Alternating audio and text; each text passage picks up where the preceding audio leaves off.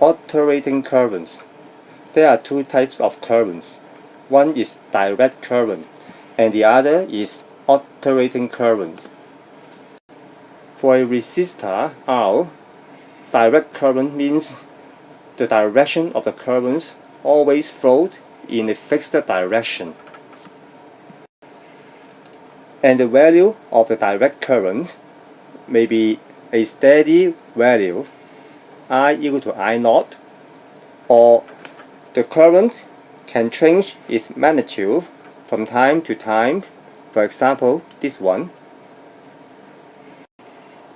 For a resistor R, alternating current means that the direction of the currents may change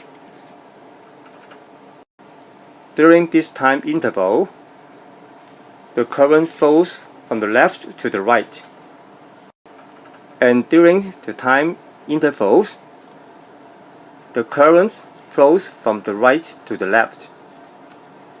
Whenever the direction of current changes periodically, we say the current is alternating current. Let's compare a direct current and an alternating current pass through a resistor R. For a direct current, the current is IDC, which is a constant current, and the power dissipated by the resistor R is power DC equal to IDC square R. If the alternating current IAC is sinusoidal, with IAC equal to I naught psi omega t equal to I naught psi 2 pi ft, where f is the frequency of the AC and I naught is the peak current, then the average power dissipated by the resistor R is average power PAC equal to average values of IAC square R equal to the average value of I naught square psi square omega t R, which is equal to I naught square R, the mean of psi square omega t. Since the mean or the average value of psi square omega t equal to 1/2, therefore the average power dissipated by the AC would be equal to I naught square R over 2. If the power dissipated by the steady current IDC is equal to the power dissipated by the AC, therefore we have IDC square R equal to I naught square R over 2. Hence, the DC current would be equal to I naught over root 2. And this steady current, or we say this steady DC current, is also called the root mean square current, which convert electrical potential energy to other forms in a given resistor at the same rate as that of the AC. Hence, for sinusoidal AC, we have the root mean square current equal to peak current over root 2. This formula is very important. You need to memorize it. Hence, for sinusoidal current, I equal to I naught psi omega t, we have the root mean square current equal to I naught over root 2. Similarly, for sinusoidal voltage, V equal to V naught psi omega t, we also have the root mean square voltage equal to V naught over root 2. Hence, the average power dissipated by the resistor when an sinusoidal voltage or current is applied across the resistor R is P equal to V root mean square times I root mean square. Or we say the average power dissipated by the resistor R can also be written in the form P equal to the square of root mean square voltage over R. Or average power dissipated by R is equal to square of root mean square current R. Notice that the equation 1, 2, and 3, in fact, they are identical.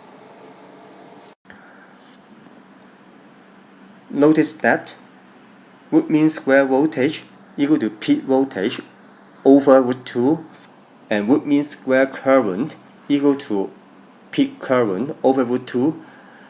These are true only for sinusoidal voltage and sinusoidal current. Otherwise, these equations cannot be applied. Let's see the effect of LED light emitting diode, or we say diode, in AC circuit. When a light bulb is connected to an AC without a diode,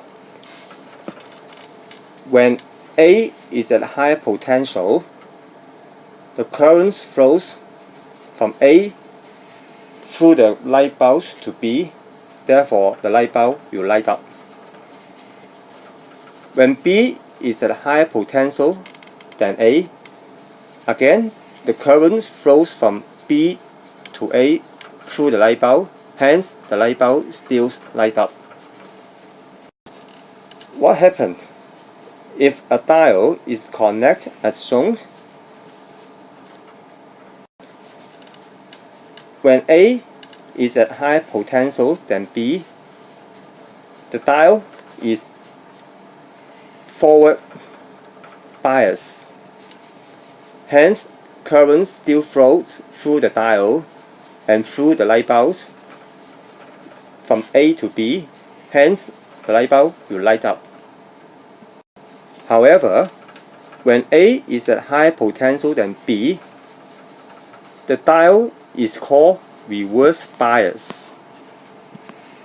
In this case, low current can flow through the circuit.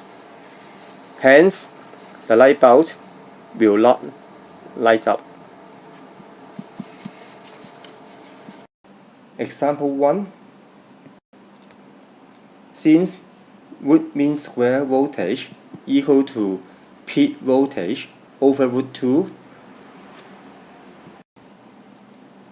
220 equal to V naught over root 2, therefore peak voltage equal to 220 times root 2 volts. Example 2.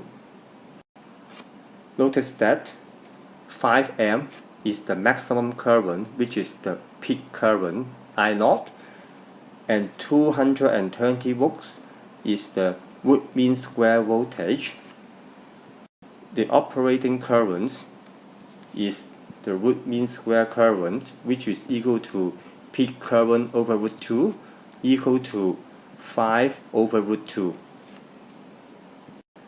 And the average power of the heater, P, equal to root mean square voltage times root mean square current equal to 220 times 5 over root 2,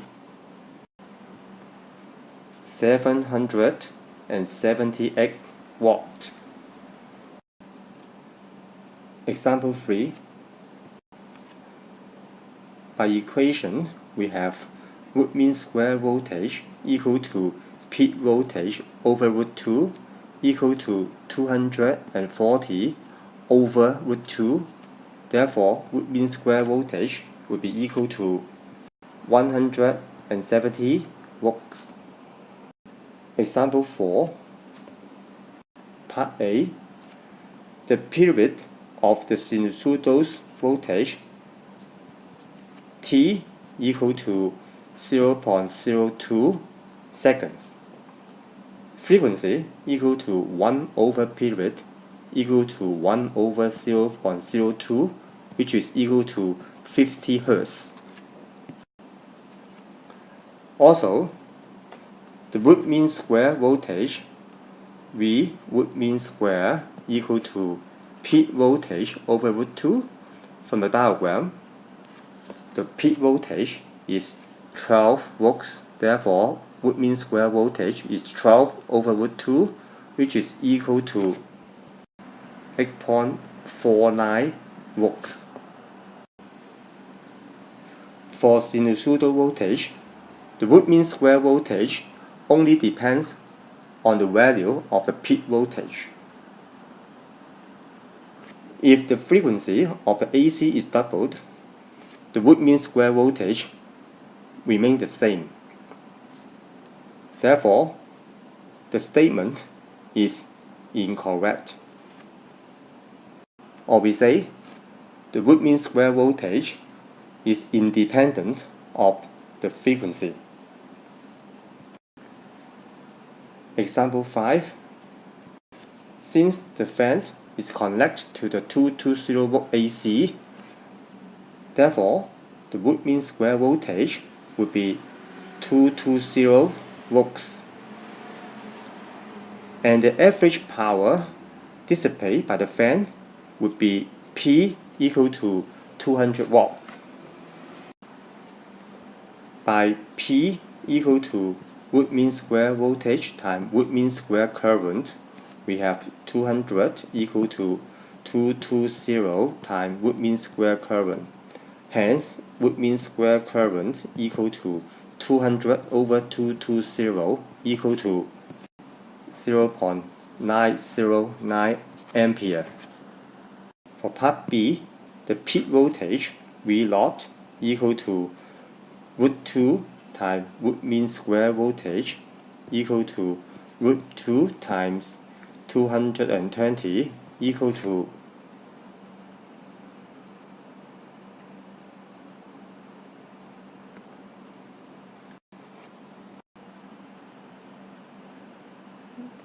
0.909乘1.414